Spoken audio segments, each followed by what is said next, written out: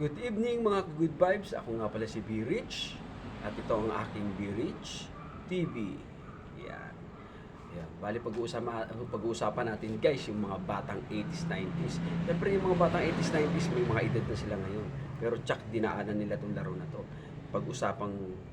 Pinag-usapan ay larong trumpo. Ayan. Grabe.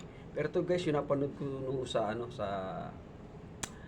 PGT or Pilipinas or Filipino Got Talent, talagang ang galing. Kung may Cardo Dalisay sa Batang Quiapo, may Cardo rin sa PGT o Filipino Got Talent. Yan, dito sa atin sa Pinas. Si Lodi Cardo Trumpo. Cardong Trumpo kung tawagin siya. Yun. Bale, alam ko na grand champion talaga to. Talagang pang champion talaga yung ano niya talaga, pang grand talaga kasi sobra galing matay mo mapatay yung buo yung turumpo, yung dulo ng pako ng turumpo at yung mapatulay mo dun sa ano, haba nung kung ano man sinulid ba yun o ano ba yun o anong klaseng tali man yun, pero ang hirap yung guys talagang kung ordinary lang gagawa nun na walang skill talagang daglagan yun. So bali si Boss Cardo, congrats nga pala sa'yo Boss Cardo Trumpo kasi gawa ng nag-champion ka nga.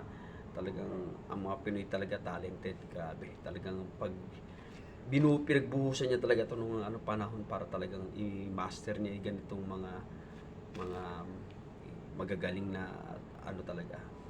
Do the moves. Ayan. So ito si Boss Cardon Trumpo.